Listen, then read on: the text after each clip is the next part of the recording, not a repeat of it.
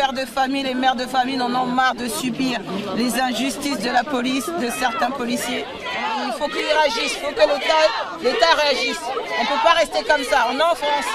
On n'est pas dans la jungle, chacun fait sa loi. La justice pour Théo, la justice pour Théo, la justice pour Théo, la justice pour Théo, la justice pour Théo. On a marre de la violence, on a marre de la violence, on a marre de la violence, on a marre de la violence. Batata ba maman bandeko balandi ya les amis de Wechi Mbote. Ba Congolais nyoso to ba mesana ko dans les amis de Wechi mokili mobimba, les amis de Wechi biso yo awa na ville Kinshasa bomoni tozana gare centrale na kati ya ville Kinshasa kitoko tovandi bana poto bana mokili mobimba tozongisi générique na biso bo remarquer tozongisi générique na biso ya kala ya les dialogues oyo to banda ngona bane 90 biso ba les amis de Wechi ni ba to banda ki les dialogues. Bino bana poto boza wana boza conscient boyebi que les dialogues wana biso bato bandaki yango même na période à musée baza ba témoin ya komona que les amis de Wechi bato babandaki les dialogues yango lelo tozongisi générique na biso moko ba les amis de Wechi to bana ko beta masolo il y a les dialogues parce que comme kaka soki biso ba les amis de Wechi to sali bayibi. Les amis de Wechi tosali bayibi biso to beta ka c'était les dialogues oyo kala lelo ku tota masolo e bimité mais lelo na Congo awa tozali na les dialogues pe les dialogues comme ça la musana ngo biso ba les amis de Wechi tozongisi générique na biso ya kala les dialogues bande ko balandi ya les amis de Wechi les dialogues to ko bana ko traiter ba fait de société ndenge zalaki kala neti lelo tozali na problème oyo ya viol ya Théo na France wana na yango pona ko banda penza émission na biso malamu botala image oyo. Vive l'Afrique! Nous sommes ici, enfants, petits-enfants, de nos pères et de nos grands-parents qui sont battus pour la liberté de la France. Mais regardez, à nous qui sommes ces petits-enfants, à nous qui sommes ces héritiers, on n'est même pas capable de nous respecter. Le cas de Théo a suscité en nous tous une colère, une rage, mais un désir encore plus qu'infini d'avoir la justice pour nous les Africains. Aujourd'hui, on tue un chien et il y a une loi de protectorat qui se met en place demain. Aujourd'hui, on abat un arbre et il y a une loi pour protéger ces arbres. Mais aujourd'hui, on tue un Africain, on viole un Africain, on tabasse un Africain et il n'y a aucune loi. Alors les Africains, nous sommes suffisamment nombreux ici. Quand je dis Africains, j'englobe tous les amis des Afriques. J'englobe tous les Afro-descendants, comme nous sommes tous issus d'un même pays. Alors nous tous, nous avons ici un pouvoir. Ce pouvoir-là, nous devons le mettre en place pour pouvoir choisir nos électeurs, nos élus. Nous sommes ici tous, dans chacun de nos quartiers, nous avons au moins un représentant. Mais ce représentant n'a pas de force, il n'est pas soutenu par sa communauté. Alors la communauté africaine doit se mobiliser. Je suis ici en tant qu'Africaine, mais je suis ici en tant que Congolaise. Théo qui a été violé aujourd'hui est un fils du Congo. Le drapeau que je porte aujourd'hui, c'est le drapeau de la République démocratique du Congo. Le pays où il y a 3,5 millions de viols de femmes, d'enfants et d'hommes chaque jour. 3 millions de viols qui sont tués. Et ces millions de viols ne sont perpétrés que par les employeurs de ces mêmes policiers qui répètent la même chose ici. Alors nous disons que cela doit suffire. Cela doit suffire. Le peuple africain, il est temps d'être conscient. Nous ne pouvons plus laisser encore les enfants qui vont naître aujourd'hui et ceux qui vont naître demain subir ce que nous avons subi. Des bavures policières, des injustices à l'école, des injustices dans nos emplois. Tout cela continue. Pourquoi? Parce que nous n'avons pas su exercer notre pouvoir. Nous avons un pouvoir et nous devons le prendre. Théo doit nous enseigner aujourd'hui. Nous l'avons vu à l'hôpital. C'est un garçon qui a été violé, il faut le dire. On a pris une matraque, on l'a enfourché dans son anus. Il a été violé. On ne peut pas parler d'acte involontaire. Mais Théo garde sa dignité. Il est fort. Il regarde les gens dans les yeux. Il n'a pas honte. Alors n'ayons pas honte de réclamer justice pour Théo. Justice pour Théo. Justice pour Théo. Justice pour Théo. Justice pour Théo. Justice pour Théo. Justice pour Théo. Merci. Continuons à rester mobilisés. Merci.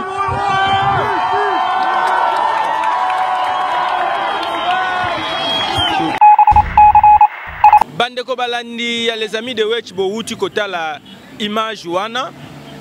Tomoni ndeko na biso moko ya congolaise azoloba wana alati drapeau na biso ya République démocratique du Congo. Na yango tobengi pona bino papa Cyprien Wechi oyo lelo lokola ya lingaka ba pesa ye ba kombo ngana sina bambie déjà kombo moko awa. Ya Cyprien Wechi le grand frère tobengi ye to solo wana ye masolo wana soki ezali ndenge parce que yende awa lokola tozana Kinshasa yende muta maîtriser kama kasi masolo oyo elekaka na poto. Papa Cyprien Wechi mbote. Mbote Joël, lelo naza na Esengo depuis 2013 le to bandi ko sala aller-retour lelo ndetoye ko tia programme na biso en marche o ya dialogue lelo bana poto Esengo les amis de Wech ezongi na ba émission ya ba fait de société ndenge zalaka kaka lere tozongaka nazongaka na kombo ya sika le grand frère Cyprien Wechi le grand frère na ndenge ya mboka nazongi les grands frères c'est-à-dire yaya ya baleki papa Cyprien Wechi nanu le yaya ya baleki kombo wana moni ngo ndenge pour ngamo ne mtu na beti yo kombo wana yaya le grand frère discipline c'est-à-dire il faut que zongi ça mena discipline na ndenge ya mboka grand frère azak grand frère parce que na poto to komi ko kende discipline ezali lisusu te petit akoya Cyprien Joël Valentin Martin to komi kaka ba master liango ba komi ko monela biso on ne se retrouve plus na poto parce que il n'y a pas cette discipline culture na biso tobosana ki yango toke kobala culture oya biso te or culture yango eye ko bebisa biso ba congolais on tozokoka ko mélanger yango te na culture na biso parce que moi ndambo ya biso ezali na ndambo ya mindele pe ezali mais tozokoka ko mélanger yango pete yango des fois ko mo bebisa biso pe susu mutu e bebisi biso mutu tokendaki poto l'air tozo etike bana na biso na ndenge ya Congo mwana sali mwa eloko gifle bana baye ko jouer biso stratégie ya ba mindele obeti abengi mbila bakangi yo obeti mwasi abengi mbila baye bapesi yo 50 mètres culture wana nde esala ke bana na biso baye ko matela biso ba petit frère baye ko matela ba grand frère bazonga mwasima. Conséquence, toza nulle part. Ba policier, ba komi mena ko violer banana biso. Or biso to bana ko beta bango bambata. Aucun jour, biso ba para, o ko zwa matraque, o côté ici. Mwana na biso neti to babane ko sala biso ba lavement. Awa na Congo na to bana ko benga ko tungola donc maman ba banda ko tungola biso seli to aki bana mike yaki parmi ba procédure moko ya po ya kolongola bascarisi ba maladie nyama wana mais oyo po ya ko bebisa mwana na biso or biso to bana ko beta bango ba gifle ba ti biso na prison bango bazui matraque ba ti mwana na biso po dani ba ti na prison te yango na lobi te na bana ko raisonner yo oye na idée olobité il faut zongi sa idéologie à grand frère a côté la grand frère ko gangue na ba petit ce qui a dévié bande ko balandi les amis de Wechi tozo continuer kaka émission na biso grand frère to zongi sa susu mo eloko wana na suka pona ko pesa ba o déjà ba bandi obunga nzela tozuna impolitesse na biso tozaka nango awa o ya côté ya mboka na biso to memi yango pesu na poto bande ko balandi papa Cyprien Wechi tomoni congolaise moko na poto à Telemi, c'est ça aussi le problème. Congolaise moko na poto à Telemi, alati drapeau ya Congo na France wana et puis en plus la tozo mona na image wana mindele na mindele bazo betela ye maboko. Est-ce que moi na mwasi wana oyebi? Oui, Blandine. Yango idéologie ya grand frère. Oyo ezalaka lisusu na poto. Grand frère, ba papa na biso, soki mwana sa de loko ya bien, apesi lokumu na grand frère, apesi lokumu na famille, apesi lokumu na mboka mobimba. Grand frère a l'obligation ya ko kumisa petit frère ou petite sœur. Yango lelo na bandi na rôle na ngai ya ki grand frère. Maman Blandine, merci beaucoup. Merci beaucoup, ma petite sœur. Olongoli biso soni lero monaki na drapeau à lobby naza congolaise mutu oyo ba violé aza congolais lokolangai. Il faut se défendre à lobby français samabaku. Ba mindele ba betelie maboko alakisi ke biso pe ba congolais tous ala kapé na mayele balobaka kaka ba congolais baza bazoba ba congolais ba yeba ka eloko moko te. Maman Blandine apesi grand frère na ye Cyprien Wechi ni j'avais de Maya misolinga qui est bimangai lokola zoloba je suis avec toi. C'est ça le rôle du grand frère, encourager les bonnes initiatives. Pas qu'au Bombay, il y a l'ingala kisanini, il y a des français. Alors, wakuna, kutunga pena kokiko salango. Te, esprit wana grand frère. Naso linga angote. Papa Cyprien, oui. Ça là qui nini parce que ça émission. Voilà, tic-tac, tu continues à continuer. Ngai personnellement, eloko ebendi ngai na kati ya image wana. Ezali drapeau. Namoni drapeau na biso ya Congo na kati ya France pe liboso ya mindele. Eloko betinga yango na sentir pena que message wana komi na ba communauté nyonso tout parce que tout le monde presque ba race nyonso tout ezalaki wana. Mais ezalaki mo un peu différent na façon ba congolais ba leli papa Etienne Tshisekedi na Belgique. Par contre na Belgique tout le monde qui na salle wana comme si ba mindele na ba ki intégré na communauté na biso te. Point de vue wana papa Cyprien. Na lobaki yango awa eza amalgame te ba congolais ba leli papa Etienne Tshisekedi te comme na sala ki émission dernièrement et pas ya Tracy mwana oya les amis de Wechi émission elengi ya Congo bango balobi a Wechi alobi bana poto ba négliger ko ya papa Etienne Tshisekedi afingi bana poto bango ba comprendre na ndenge oyo yakin mengai na lobaki na ndenge ya poto pe na moni ba réaction ya batu mosusu lokola TV Révélation alobi na côté ya intégration vraiment tu as bien tapé. Or ngai na bandaki ko soulever problème ya intégration lokola bande ko na biso ya kin ba yebi ba problème wana te, c'est tout à fait normal ba comme titre wana et puis na le yebisaki bango bola ki sa place oyo Cyprien Wechi alobi bana poto ba négliger ko ya papa Etienne Tshisekedi. Jusqu'à présent mon côté apporter preuve, c'est pour dire que niveau est diminué. Nalobaki papa Etienne Tshisekedi toleli ye na bomoko tribalisme ezalaki te baswahili bakongo baluba bakusu bangala bayanzi bakatange bamwana etu biso nyonso tozalaki wana derrière papa Etienne Tshisekedi. On était là pour lui rendre un dernier hommage. Rencontre à Boyezalaka sous la Belgique. Sur ce plan-là, bravo. Mais sur le plan de l'intégration, c'est un échec. Salle, Tozala qui plus de 15 000 personnes. Nakati plein, Libanda plein. Mais les Congolais na ba Congolais. Biso na biso. Omoni oyo ya Maman Blandine.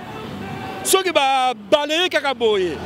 Omoni ba blanc, ba tout nyonso. C'est ça l'intégration. Cela montre que message est leki et pas ya ba kolomboka. Ça c'est un problème ya biso ba congolais. Et ce problème-là, nous devons maintenant mettre fin. C'est pourquoi les grands frères reviennent. Rôle nanga yangoana, les grands frères, bah petit, il faut maintenant bah yoka bah grand frère. C'est pour la première fois dans le lobby, âge langa na lobakate. J'ai 62 ans. J'ai vu le Congo avant tout ébélé au bazar la carte ya combat. Les Bokechi, ce sont des petits frères. Mais il paraîtrait voilà. Bah comment fingana ba bêtise. Bah Odombo, ce sont des petits frères. Barek Sekata di Bana, bah Omosusu baza ba petits frères. Je suis leur grand frère. Je dois maintenant exercer mon droit d'aînesse. Na ndenge ya mboka, petit oye awa. Bosali ba mbilinga na poto. Il faut maintenant s'intégrer. On ne peut plus accepter. Les Français, bazui mwana na biso, bazui matraque, batie na sima. Et nous on reste comme ça parce que tozo yokate, ba petit beaucoup mina poto, beaucoup mi ba grand. Te tokosongi sa idéologie ya mboka, yango na lobby le retour ya grand frère, naza grand frère na bino. Boké à gauche, na kozongi sa bino à droite. Mais papa Cyprien Wechi Bache Théo Matrak Nasima Lisolo Tozo Beta wa lelo penza yango wana.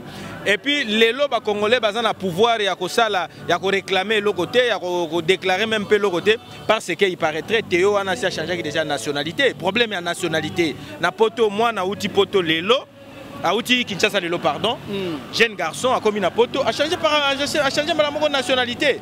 Et pour yo problème on a pas c'est que ngai pe bande ko balandi avant de continuer na papa Cyprien Wechi na sala qui interview à Wakaka na ville na sala qui interview à propos il y a ba jeune congolais oyo bazolongwa awa na Kinshasa soki a commis na poto directement a changé nationalité. Pour na continuer na papa Cyprien Wechi tolanda nanu interview wana ndenge nini bande ko na biso awa na Congo balobaki par rapport il y a changement il y a nationalité. Est-ce que pour Nayo au Kosepela, Congolais, Moutouaz a double nationalité, donc quelque part à Belge, quelque part à Congolais, quelque part à Russe, quelque part à Congolais, yo c'est chinois. Wana na kondimate pour aya ko salela et pas na biso. Na kondimate. Ceux qui mopaya alingi ko sa nationalité na biso, ba pesa yango. Mais que yo Congolais aussi pona mboka na yo mususu. O fandi kuna et bébé liyo kuna nde komi ko kanisa que na Congo nde oya non bongo bana otozotika la kobota bana ya bana na biso bazobota mabakoko na biso bango bakozwa place mo colonie ce que c'est ça li choix na yo ça la choix na yo mais kozonga susute vous comprenez puisque d'abord constitution na biso ezoloba que la nationalité congolaise ne se partage pas donc ceux qui osa congolais osalika ka congolais.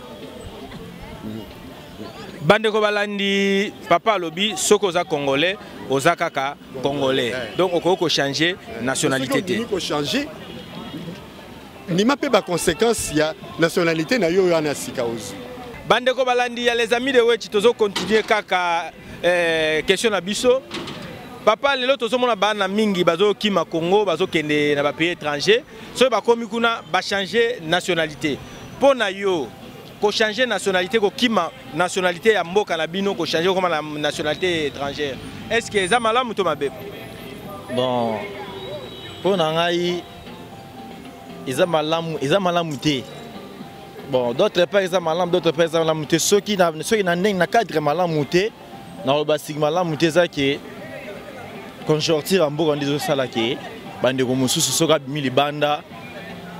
Ils ont poussé bango ba changer ba nationalité so ba bazota la lo lenge tozo vivre na mboka na biso donc amone ke libanda mboka moi position pesami na changer ka nationalité pour que na so moi position moko boy donc na sens wana mais na ndenga mabe ya ko changer nationalité pour mboka na eza mboka na yo awa bazolinga ba pesa batu mususu oyo bazali ba bimaka des fois libanda ba koma na double nationalité. Pour yo des fois za congolais soit comme à sali misala Congo soit que libanda ba sali misala mboka wana pour yo procédure no moni ondeni eza bien est-ce que ko simba be ko simba te ko sala mape ko sala mate bon ko za double nationalité eza malamu penate parce que na mboka na biso lelo to ko mo na ngai so na double nationalité et qui na bina postuler peut-être na présidence et rendre et on a difficulté belé parce qu'il y a une double nationalité. Alors, il repousse un luka moyen na valoriser nationalité nangai comme congolais pour que na soit espace ya présidence. Alors pour na za l'avantage, il faut na za la nationalité moko. Bon, toutefois, quand changer de nationalité, ils ont un avantage marocain. En un mot pour nous le bien, donc ils ont un avantage de plus important. Ils ont bien été. Quand changer de nationalité. Yo pour na yo bien été pour na nini. C'est parce que tant qu'on change de nationalité, il rendre ma cambelé difficile. Premièrement, tant qu'on a une nationalité moussous, au comment on a difficulté, il y a ma cambelé. Qu'on vivre, oui. Aux une nationalité, par exemple, nationalité américaine ou française, comme français. Mais aux alana accès, n'engue na français bango moté. Aux alana accès à makambele, n'engue na américain bango moté. C'est parce que bazota les surtout biso ba nègre, bazota la non c'est un noir, même si changer nationalité. Aux alana avantage n'engue na un américain ou un français. Donc il faut nanga yangwana. Ce qui te sait qui qu'on a parlement na biso que ba valider double nationalité, c'est-à-dire mutu moko roza na congolais, aza osa misani na Congo, comme pe na France aza français, asa pe misala ya France mais ya pe aza congolais, yo boulwana monyango ndeni. Boulwana pona nga en tant que nationaliste, yo na otolo belara likambo ya ozara na difficulté belé bien sûr, ba valider yango, parlement et CG valider yango. Mais à la longue et écouter ka cher po Tebi batu mususu pe basala ngo mais lelo ba botola bango ba bien na poto sans oublier que c'est un Congolais franco-congolais si je peux le dire mais ba balou ke lié à la langue c'est parce que comme on a double nationalité so mo mbutu moko yé na niveau ya o koma nationalité mususu wana donc au perdre nyonso po ba bosana ke o changer nationalité au bien na double nationalité par exemple congolais français tant on roma kuna msu na France likamoro boye ke amabe makasi ba monike ah muto yo ya sera comme nationalité mi balale ba botolo ba bloko nyonso ale tu perds tout. Bande ko balandi bo wuti ko landa ba congolais awa balobi est-ce qu'ils ont bien changer nationalité ou bien ils ont bien qu'on a double nationalité yango na plateau oyo émission les dialogues tozo continuer toujours na papa Cyprien Weti nationalité et que ça peut problème lelo komi ko lobisa trop parce que awa pona ko bombaté makele le bimaki a ba nomaki premier ministre Sami Badibanga double nationalité na poto kuna ba jeune garçon ba jeune congolais ba komi ko changer nationalité lelo teo ba tieye matraque na sima moyen communauté congolaise ba sala ba marche ba réclamer parce que teo aza français. Dossier wana zandenge nini papa? Oui, dossier wana yango na zongi na tozongi na idéologie ya grand frère. Voilà. Il faut tous à la sérieux. Toi aborder ba problème en face. Totika kokima ba problème. Na émission oyo na uti ko loba na lobaki na ko sensibiliser ba congolais awa ba autorité to ça la marche na ambassade ya France. Maintenant l'air to bandi maintenant ba démarche. Toye ko kutana na problème judiciaire ou juridique. Judiciaire et juridique. C'est-à-dire Théo aza na nationalité française. Ngai moko Cyprien Weti na nationalité belge. Donc, moi, je me retrouve avec une nationalité belge. Na ke ko trouver ba autorité oyawa na ko yebisa bino Théo kombo na ye eza Théo Loaka aza ndeko ya ministre Loaka. Aza mwana ya Thomas Loaka te. Aza mwana ya ndeko ya Thomas Loaka. Thomas Loaka. Voilà. Loaka allait faire quelque chose au niveau du gouvernement.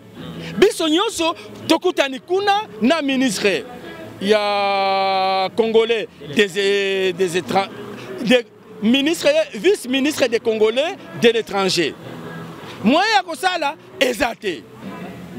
Thomas Naba ministre Nabiso, ba Congolais, Cyprien Weti, Oyo, initiateur, il y a projet Oyo, belge, Théo, français, Boulouyeke.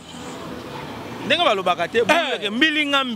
était question de convoquer ambassadeur, il y a France, Et pas il y a vice-ministre et il y a Congolais de l'étranger, ministre des Affaires étrangères.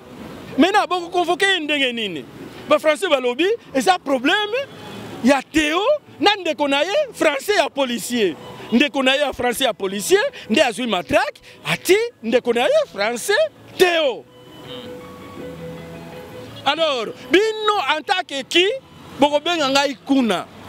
Donc, ce qui te l'a dit bien, et ça le quoi lisolo oyo ya ndeko nani matungulu. Tungulu. Oyo abambaki Arma Tungulu.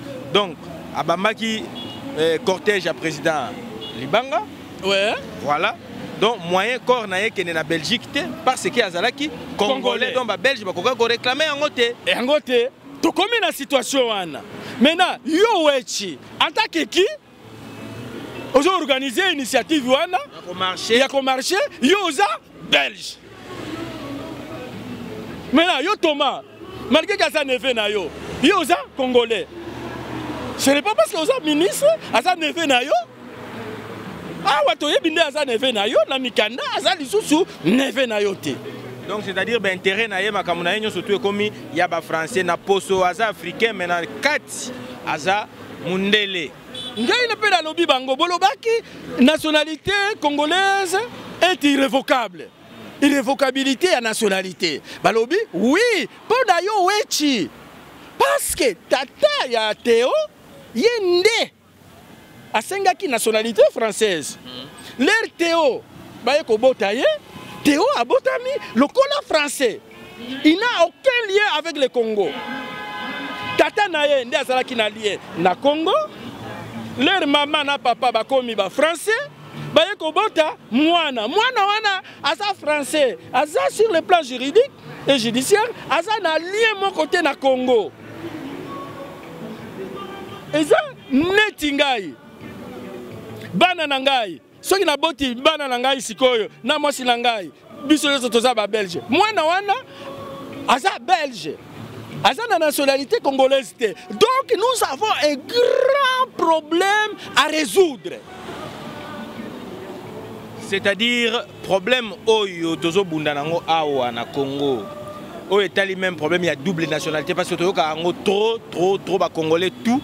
Baza conscient na likamoto loba to yokarango même awa na bakonzi na biso na assemblée nationale kuna eyinda kalikambo ya double nationalité pona problème wana papa Cyprien Wech parce que to monique neti boye moyen to revendiquer ezate parce que Théo azaboye mais na nyonso tout na à part cause la français o ezana mikanda mais na nyonso tout tozo mona problème ya racisme ezana kati ya discrimination parce que on est noir.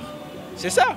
Parce que tous les noirs, tous les africains, là entre parenthèses, et ça problème il y a racisme et consort mais et ça va biloko yo ba africain mingi bazo kutanango to landi même maman oyo ala ti drapeau na biso wana maman Blandine azolo bango très bien que ba noir ba africain bazo kutana ba problème mingi même na kati na pona misala ozomona mais siko problème wana awa na Congo tozanango même na assemblée na biso ba konzi na biso problème il y a double nationalité. Est-ce que problème wana kokipé ko se régler il y a double nationalité? Urgence. À partir de Kaya Théo, na makambo oyo na eko kutana nango awa na Congo, priorité demande à double nationalité. Il faut résoudre ces problèmes-là. Sinon, bana oyo tozo bota. Biso ba parents na maman tozo nationalité. Biso tozo na irrévocabilité à nationalité. Mais bana na biso bazali susu na aucun lien judiciaire avec ou juridique avec la République démocratique du Congo. Bazali susu ba congolais te. Bazali na lien mon côté na Congo. C'est un grand problème. Donc il faut soulever problème, il y a double nationalité. Donc il s'appelle ba dirigeant na biso batika hypocrisie. Batika hypocrisie. Mingi. Oumona bazui nationalité te bazé na nationalité congolaise mais moi sinaye na bana na na poto bazé na nationalité ya mboka wana soki aza na France bana baza ba français moi sinaye française papa a djembeli sima ya moi sinaye na bana na ye. C'est une réalité mais ye awa aza PDG ye wana aza député na parlement aboyi double nationalité. mais famille na nyonso baza na nationalité mosusu asa na mikanda le sengaka visa te na sima ya mwasi na bana. C'est une hypocrisie. Yango na lobi le grand frère revient. Koyebisa vérité ba député botika hypocrisie. Tout ça là double nationalité. Premier élément yango wana. Mais papa Cyprien Wechi double nationalité wana ils ont avantagé pour na bino bato bozo sala ba voyage bozo kende na ba poto double nationalité pour na ba congolais au baza awa okovanda awa boza na ba avantage ya Congo ba pesi ba avantage surtout en tant que congolais okomi na faute na poto tellement boza na double nationalité ba pesi aussi okomi kuno za susu avantage donc oza no normal oza na ba avantage ozo pesa na mboka wana omoni te ke wana comme si bozo Chine na pe ba congolais au baza na ba na nationalité moko. Oyo eza émission ya TikTok hein, journaliste ça la raté opposé to okende. C'est ça le débat ya awa. Ba tout bazo boya ba pesa biso double nationalité, ba lobby et ça la profit ya Congo te, et ça la profit na biso. C'est comme si ndenge lobby to komi ko China Congo ba congolais tozo senga double nationalité na ba avantage na biso. Vous êtes des méchants. Ba western autotinde la cabino. Bambongo totinde la cabine awa wana botinda ngo pona lien ya makila ya famille c'est ça que bato balaba ke botinda ba western ngo pona lien ya makila mais botinda ngo pona ba congolais nyonso tout est parce que yo bimaki wechi na maman Bichane aza congolaise boza okotinde la lien na yo makila okotinde ba congolais nyonso tout est avantage nous en France. Voilà to bandi na émission le dialogue sujet oyo to traiter yango la prochaine émission parce que bana poto balobaka totindaka 9 milliards mais awana kin balobaka botindaka ngo na ba famille na bino soki neti mutu azana ndeko na poto te 9 milliards obino botindaka ya bénéfice ngo na nini na loko te même na biscuit azwaka te siko bino bobeta ngo ke 9 milliards totinda na Congo ye siko congolais wana a bénéficié à mon année. Yango motema mabe bana kini balobi na bango balingi double nationalité te da parlement balobi kuna balingi double nationalité te parce que ils ont l'avantage ya Congo te. Voilà les vrais problèmes maintenant qu'il faut traiter. Bana poto nenge ezalaka kaka c'est le retour ya grand frère azamutu oya lobaka vérité nenge les amis de Wecheza émission ya vérité c'est pourquoi naye na kombo ya sika les grands frères c'est celui qui dit la vérité.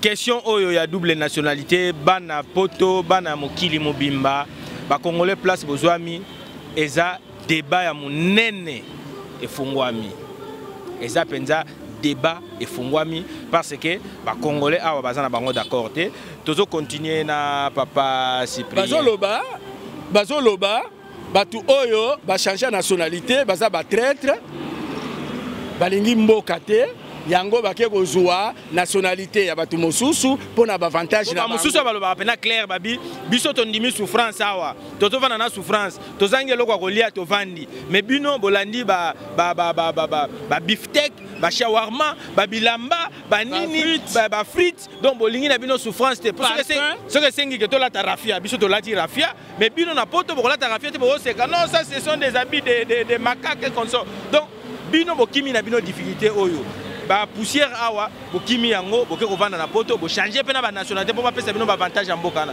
mais bozo luka sous nationalité ya Congo pona nini fallait même pas bobeta masolo ya Congo même atana makamba politique soko yebi koza congolais o changer nationalité o lobaka na président dégage pona nini yango na makambo oya Théo na makambo oyo na yekomona awa c'est un débat. Il faut maintenant tous à la peine à courage. Ceux qui ont le qui la télévision, au lobby d'abord nationalité nayo. Netingay belge. Na lobby. Alors, ceux qui sont belge, ma politique est awa. Ah, Félix, premier ministre ou quoi? Oh, Cyprien Wechi, ndekwa mama Sifa, même si balobi yango du fait que ça déjà belge, et ça est l'autre, et le bas moukolo JB, et ça l'ango paye, et l'autre. Au sali et l'okoana. Maintenant, ceux qui sont congolais, beta masolo ya Congo. Maintenant, ceux qui ont la nationalité mosusu, tout ça la cas, tout ça la maintenant lobbying, il y a double nationalité. c'est une nécessité. Il y a la double nationalité. Proposition, il y a grand frère à Liboso. Il y a Mibale. Partout où on se trouve, nous devons maintenant nous organiser en fonction de Mboka wana. Il faut s'intégrer. Il faut tous aller dans le ministre en France, le député Nabiso, Biso Nyoso Bomoko, toucher un Français d'origine congolaise, tous aller dans le mécanisme de défense. Pas chaque fois, pleurer. Il faut maintenant s'intégrer.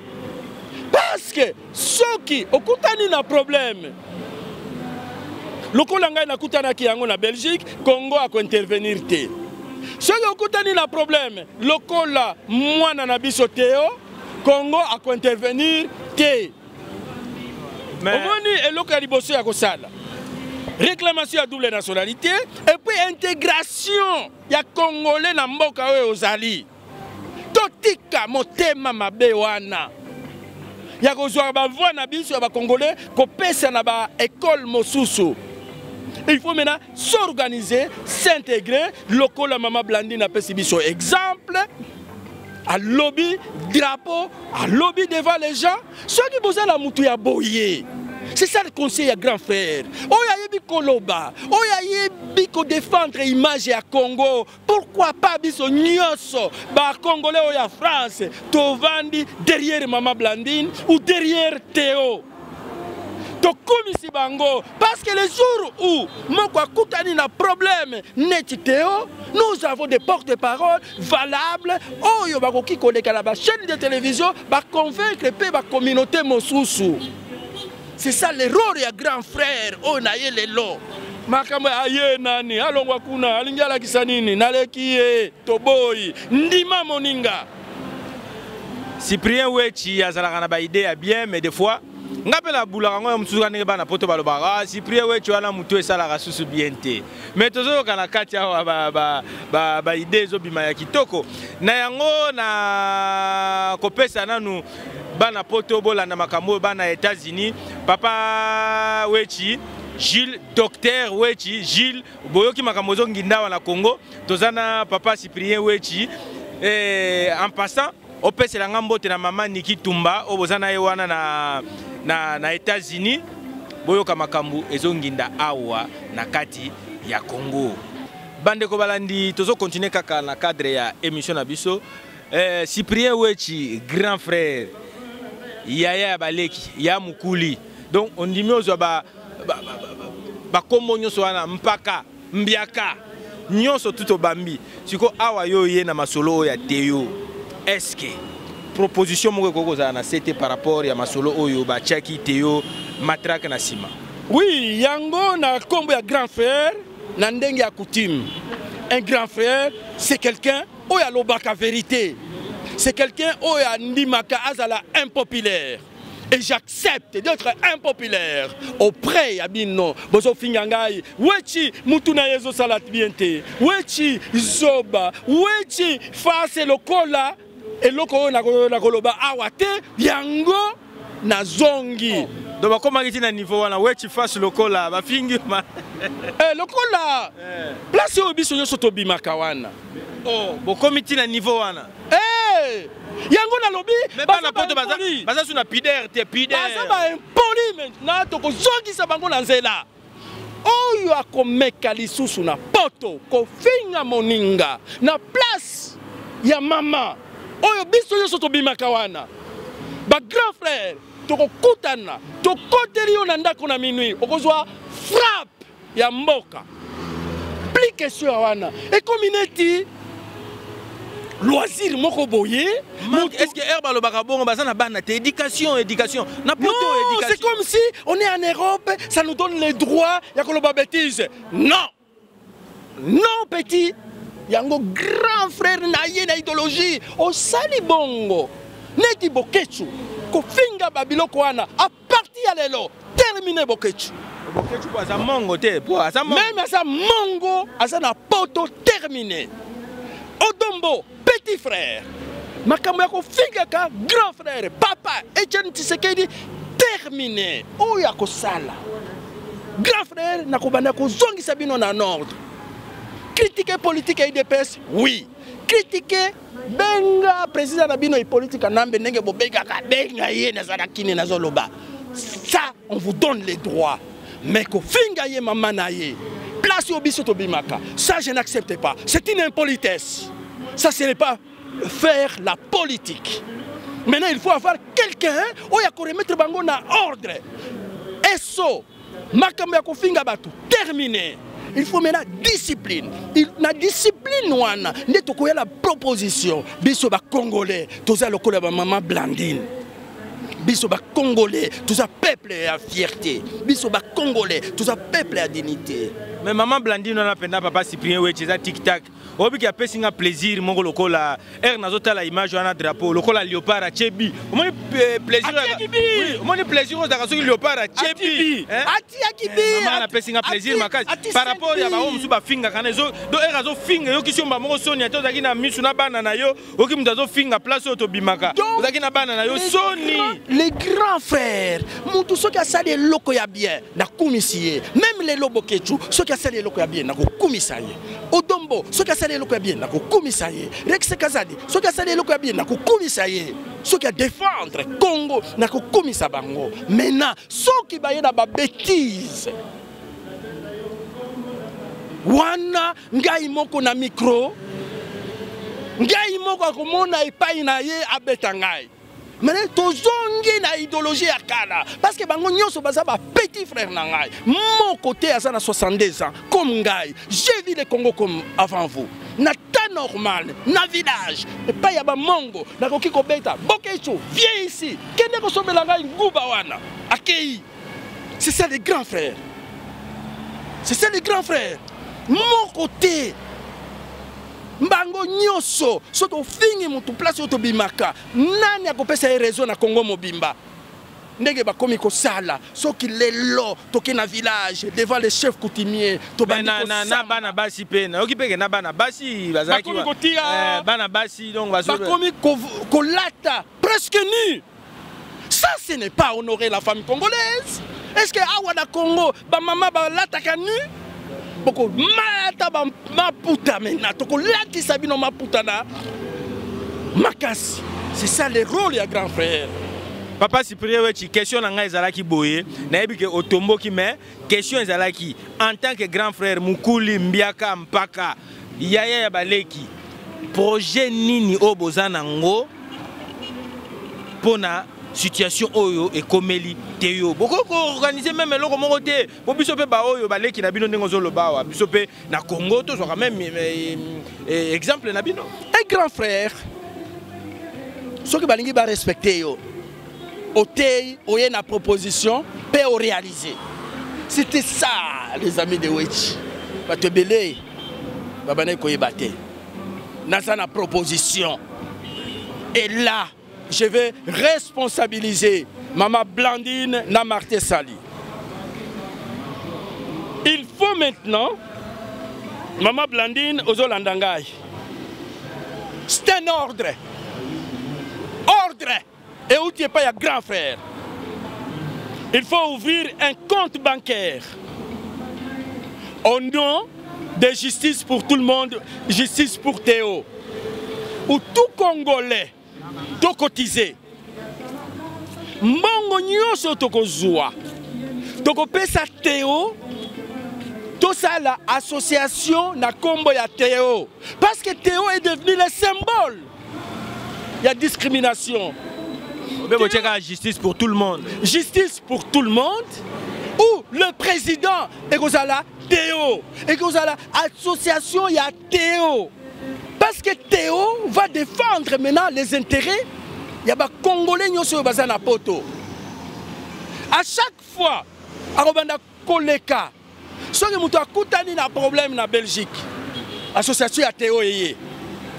Ceux qui Africains sont un problème, l'association à Théo est. Comme ça, Théo a se sentir que je n'ai pas été abandonné par les miens. Et puis, tu pèses le Congo ya Congo sur le plan international. Le Colaba viol, Oyezana Est. association Théo peut parler et les gens peuvent les comprendre. Théo maintenant a commis un passeport, il peut aller même à l'ONU, il peut dire la police française a pris la matraque à Tingaï, Nassima. Et tout le monde, il faut tout ça là, de Théo un héros.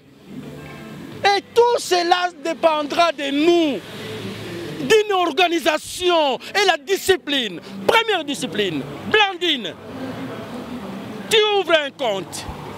Deuxième discipline, tout le monde, même 10 héros, nous sommes 10 millions. Mbongoana, Nyoso Topesi Théo. Théo a commis président de l'association Naé. Et puis Théo, comme il a été violé, la France peut lui donner maintenant des subsides pour engager des gens. Et là, nous allons créer de l'emploi. Et là, notre voix ira très loin. Et pour cela, il faut que les grands frères parlent, les grands frères mobilisent. Et je suis fier de toi, ma petite sœur Blandine. J'ai vraiment, je ne sais pas comment te dire. Allez, ordre à grand frère, tu dois faire ça. Théo, nous sommes avec toi. Bande Kobalandi, les amis de Wechi, tu comme une souka ya émission na biso, hein? Tu comme une souka ya émission na biso. Na banzi papa Cyprien Wechi, le grand frère. Abimisi nyon surtout azalaki nango bana poto bo sentir bana mokili mobimba bo sentir ndenge nini papa Cyprien Wechi soki a commis devant micro ye abimisaka nyonso azaka na problème ya mutu te eza lokola ba papa tolobaka na Afrique soki aza na kanda na mwana vomi aloba ki akangela e kanda wana na motema po kanda wana soki kangami na motema ekomi kindoki ebomaka bato ye vomi abimisa bato nyonso tout bomoni ke émission oyo esepelisi bino ba numéro na biso ezawana na kopesa lokumu na bana poto na sepeli na mama Blandine malheureusement neti nga personnellement na mona ona noté na monio kaka il fait que lati drapeau na biso ya Congo na monio na ba image wana na monio lokola kabananga donc ndenge to bana ko sauter selinga plaisir moko pesa ki bana Congo belé plaisir awa na Kinshasa. Vive l'Afrique! Nous sommes ici, enfants, petits-enfants, de nos pères et de nos grands-parents qui sont battus pour la liberté de la France. Mais regardez, à nous qui sommes ces petits-enfants, à nous qui sommes ces héritiers, on n'est même pas capable de nous respecter. Le cas de Théo a suscité en nous tous une colère, une rage, mais un désir encore plus qu'infini d'avoir la justice pour nous les Africains. Aujourd'hui, on tue un chien et il y a une loi de protectorat qui se met en place demain. Aujourd'hui, on abat un arbre et il y a une loi pour protéger ces arbres. Mais aujourd'hui, on tue un Africain, on viole un Africain, on tabasse un Africain et il n'y a aucune loi. Alors les Africains, nous sommes suffisamment nombreux ici. Quand je dis Africains, j'englobe tous les amis des Afriques. J'englobe tous les afro-descendants, car nous sommes tous issus d'un même pays. Alors nous tous, nous avons ici un pouvoir. Ce pouvoir-là, nous devons le mettre en place pour pouvoir choisir nos électeurs, nos élus. Nous sommes ici tous, dans chacun de nos quartiers, nous avons au moins un représentant. Mais ce représentant n'a pas de force, il n'est pas soutenu par sa communauté. Alors la communauté africaine doit se mobiliser. Je suis ici en tant qu'Africaine, mais je suis ici en tant que Congolaise. Théo qui a été violé aujourd'hui est un fils du Congo. Le drapeau que je porte aujourd'hui, c'est le drapeau de la République démocratique du Congo. Le pays où il y a 3,5 millions de viols de femmes, d'enfants et d'hommes chaque jour. 3 millions de viols qui sont tués. Et ces millions de viols ne sont perpétrés que par les employeurs de ces mêmes policiers qui répètent la même chose ici. Alors nous disons que cela doit suffire. Cela doit suffire. Le peuple africain, il est temps d'être conscient. Nous ne pouvons plus laisser encore les enfants qui vont naître aujourd'hui et ceux qui vont naître demain subir ce que nous avons subi. Des bavures policières, des injustices à l'école, des injustices dans nos emplois. Tout cela continue. Pourquoi? Parce que nous n'avons pas su exercer notre pouvoir. Nous avons un pouvoir et nous devons le prendre. Théo doit nous enseigner aujourd'hui. Nous l'avons vu à l'hôpital. C'est un garçon qui a été violé, il faut le dire. On a pris une matraque, on l'a enfourché dans son anus. Il a été violé. On ne peut pas parler d'acte involontaire. Mais Théo garde sa dignité. Il est fort. Il regarde les gens dans les yeux. Il n'a pas honte.